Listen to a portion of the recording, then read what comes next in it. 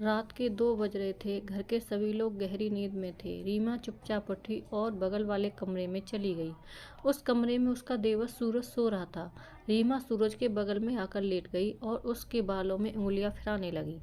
उसके लगातार ऐसा करते रहने से सूरज जाग गया और बगल में अपनी भाभी को लेटा देख धीरे धीरे मुस्कुराने लगा। एक दूसरे को सहलाते और चूमते रहने के बाद देवर भाभी ने जब तक ताकत रही जमकर एक दूसरे के साथ खेले। दोनों को एक दूसरे के साथ लेटे हुए सुबह के 5 बज चुके थे। रीमा जब अपने कमरे में जाने लगी तो सूरज ने उसे पकड़कर फिर से घसीट लिया। जाने दो ना, तुम्हारे भैया जाग गए होंगे, रीमा ने इठलाते हुए कहा। अरे भाभी, जाग गए होंगे तो जागने दो ना उन्हें। मैंने तुम्हें पाने के लिए कितना कुछ किया है। वैसे भी उनका यह सब हमारा प्लान समझ में नहीं आएगा। इतने स्मार्ट नहीं है वे, सूरज ने अंगड़ाई लेते हुए कहा। सूरज की इस बात पर दोनों ही खिलखिलाकर हंसने लगे और रीमा अपनी साड़ी और पल्लू सही करके अपने कमरे में चली गई जहां उसका पति ब्रज सो रहा था। उसने एक नज़र अपने पति की ओर डाली और उसके माथे को चूम लिया। ब्रज ने आंखें खोली और कहने लगा, रीमा, तुम मुझे कितना प्यार करती हो, रोज मेरे माथे पर चूम कर जगाती हो। मुझे यह बहुत अच्छा लगता है। मैं कितना खुश नसीब हूँ जो मुझे तुम्हारे जैसी पत्नी मिली। यह कहकर ब्रज ने रीमा को अपनी बाहों में भर लिया। ब्रज और सूरज का कपड़े का कारोबार था। ब्रज बहुत ही सीधा और सज्जन था, जबकि सूरज एक आवारा और गलत संगत में पड़कर इधर उधर पैसे बर्बाद करने वाला लड़का बन गया था।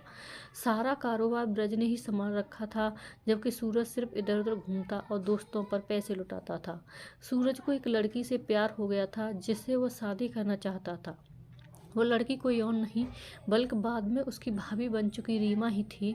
पर उस समय जब सूरज ने रीमा के घर वालों से अपनी शादी की बात कही तो रीमा के पिताजी ने साफ मना कर दिया था। हम तुम्हारे जैसे आवारा लड़के से अपनी बेटी की शादी नहीं करेंगे। पर सूरज और रीमा के लिए एक दूसरे के बिना रह पाना नामुमकिन था। जब दोनों को अपनी शादी हो पाना मुश्किल लगा तो दोनों ने आपसी रजामंदी से एक योजना बनाई। हालांकि ब्रज और सूरज दोनों सगे भाई थे, पर उनमें काफ़ी खुलापन था।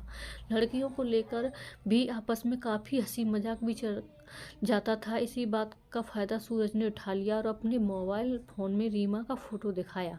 फ़ोटो देखते ही ब्रज को रीमा बहुत पसंद आ गई। अरे सूरज, यह लड़की तो बहुत खूबसूरत है, ब्रज ने उतावला होते हुए कहा। हाँ भैया, खूबसूरत तो है, पसंद हो तो बात चलाऊं, सूरज ने पासा फेंका। अरे नहीं नहीं, ये सब बातें अच्छी नहीं हैं, ब्रज थोड़ा शर्मा सा गया। अरे भैया, शर्मा क्यों रहे हो, यह इसका व्हाट्सअप नंबर है, चैटिंग शुरू कर दो, सूरज ने एक और दाव फेंका। ब्रज सीधा साधा लड़का था, जमाने की हवा उसे लगी नहीं थी, इसलिए उसे सूरज की चाल समझ में नहीं आई। उसने धीरे धीरे रीमा से फ़ोन पर बातें शुरू कर दी। रीमा ने भी ब्रज को अपने प्रेम में गिरफ्त कर लिया और जब ऐसा लगने लगा कि वह रीमा के बिना नहीं रह पाएगा तब उसने खुद ही अपनी माँ से अपने मन की बात कह दी।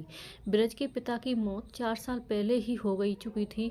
बड़े दिनों के बाद ब्रज की माँ ने उसकी आंखों में कोई चमक देखी थी, इसलिए वे ब्रज को मना न कर पाई और शादी के लिए न सिर्फ हाँ कर दी बल्कि खुद ही रिश्ता लेकर रीमा के घर पहुंच गई। रीमा के घर वालों को कोई दिक्कत नहीं हुई और जब उन्होंने रीमा का मन टटोला तो उसकी भी रजामंदी देख रीमा के घर वालों ने रीमा और ब्रज की शादी कर दी। सुहाग रात के दिन जब ब्रज अपने कमरे में पहुंचा और रीमा का चेहरा देखकर जब उसने संबंध बनाना चाहा तो रीमा ने मना कर दिया। क्या आपने सिर्फ शरीर के लिए मुझसे शादी की है, रीमा ने ब्रज से धीरे से पूछा। नहीं दुल्हन से। ब्रज को ऐसे सवाल की उम्मीद नहीं थी, इसलिए वो एकदम से सब पा गया। नहीं, लेकिन दोस्त कहते हैं कि पहली रात में यह सब जरूरी होता है, ब्रज ने शर्माते हुए कहा। देखिए, मुझे अभी पढ़ाई करनी है, इसलिए मैं इन सब कर्मों में नहीं पड़ना चाहती। जब मेरा रिजल्ट आ जाएगा तभी हमारे बीच में कोई संबंध बन सकेगा, रीमा ने समझाने वाले अंदाज में कहा। ब्रज भोला था, वह रीमा की बातों में आ गया और यही समझता रहा कि रीमा पढ़ाई में बिजी है, इसलिए उसने फिर संबंध बनाने के लिए ज़बरदस्ती नहीं की। लेकिन ब्रज को क्या पता था कि उसका भाई सूरज ही उसके साथ दुश्मनी कर रहा है।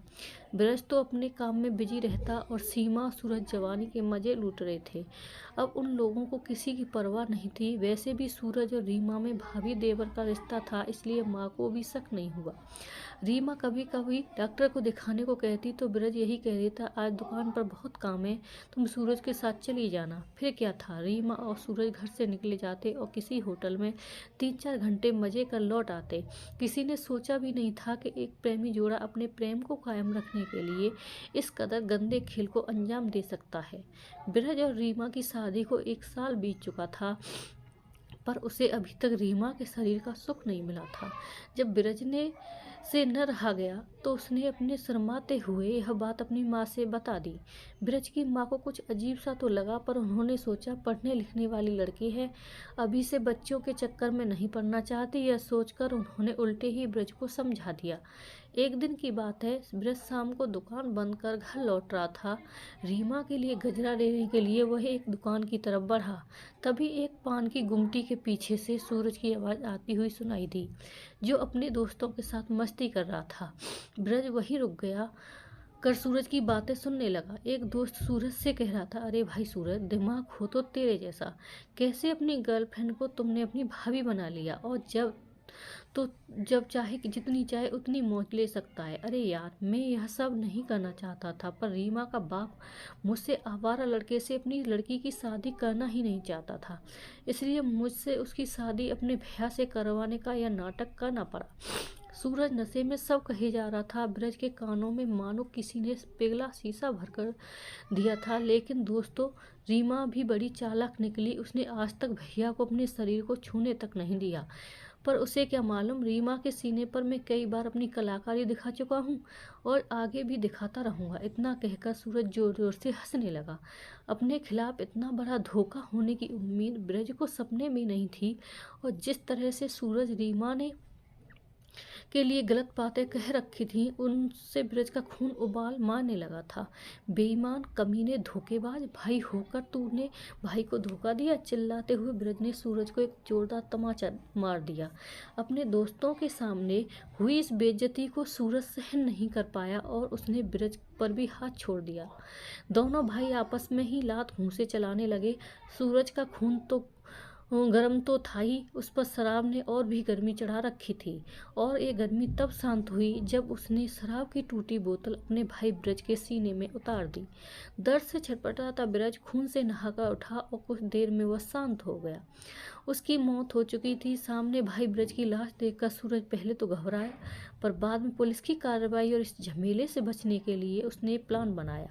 सूरज और उसके दोस्तों ने पुलिस में यह बताया कि कोई लूटने के मकसद से ब्रज का खून कर गया, और पर्स, मोबाइल फोन, घड़ी वगैरह भी उन लोगों ने ठिकाने लगा दिया। ब्रज अपने हाथ में एक सोने की अंगूठी पहने रहता था, जिस पर सूरज का दिल आ गया, इसलिए वह अंगूठी सूरज ने पुलिस को न देकर अपने पास रख ली। पुलिस ने भी सूरज की बात को सच मान लिया और लूट का केस मानकर केस बंद कर दिया। ब्रज की माँ ने भी अपनी फूटी किस्मत समझकर आंसू पोंछ लिए। ब्रज के मरने के बाद माँ एकदम अकेली हो गई थी और रीमा के कमरे में ही सोने लगी थी। माँ को रीमा के साथ सोने में से सूरज और रीमा का बना बनाया खेल चौपट सा दिखने लगा, क्योंकि अब उन दोनों का जिस्मानी ज़रूरतें पूरी करने की आज़ादी नहीं मिल पा रही थी। इसलिए सूरज ने मन ही मन एक दूसरा प्लान बनाया। माँ, ब्रज भैया के जाने के बाद से आप बड़े अशांत रहने लगी हो, आपको शांति मिले, इसलिए चलो मैं आपको और भाभी को हरिद्वार घुमा लाता हूँ। कुछ दिन आश्रम में रहेंगे तो मन भी हल्का हो जाएगा। सूरज ने मासूमियत भरे लहजे में अपनी माँ से कहा, अरे बेटा, मैं अब बूढ़ी हड्डियाँ लेकर कहाँ जाऊँगी, तुम और रीमा ही हो आओ, मैं यहीं रहकर घर की देखभाल करूँगी। माँ ने कहा, अंधे को क्या चाहिए 2 आँखें। सूरज और रीमा जो चाहते थे वही उनको मिल गया। फिर क्या था, दोनों ने खूब रुपया पैसा इकट्ठा किया और निकल पड़े शांति की तलाश में। पहले तो शहर में जाकर उन्होंने होटल में कमरा लिया और जी भरकर अपने जिस्मों की प्यास बुझाई। उधर सूरज की माँ घर में अकेली होने के चलते घर की साफ सफाई में लग गई। सफाई के दौरान उन्हें सूरज के कमरे की अलमारी में ब्रज की वह अंगूठी मिली जो सूरज उसको मारने के बाद ले आया था। अचानक से ब्रज को लूट लिया जाना, जबकि ब्रज कई सालों से उस रास्ते से आता जाता था, और आज अचानक से ब्रज की अंगूठी का सूरज की अलमारी में मिलना माँ के दिल में शक सा पैदा कर गया। माँ ने कमरे को और खंगाला तो पाया कि उसकी बहू रीमा की चुन्नी भी सूरज के कपड़ों में मिली। माँ समझ गई कि क्या मामला है, लेकिन वो क्या कर सकती थी। उन्होंने सूरज के दोस्तों को घर पर बुलाया और बातों बातों में सारा भेद उगलवा लिया। अब उनके पास एक ही उपाय था, दोनों की शादी कर देना, ताकि देवर भाभी का खेल किसी को पता नहीं चले। माँ को मालूम था कि अब रीमा के माता पिता भी कुछ नहीं कहेंगे, क्योंकि वे विधवा बेटी का बोझ क्यों संभालेंगे। राधे राधे दोस्तों, कहानी अच्छी लगी हो तो प्लीज़ प्लीज़ प्लीज़ चैनल को लाइक शेयर तथा सब्सक्राइब ज़रूर कर दें। धन्यवाद।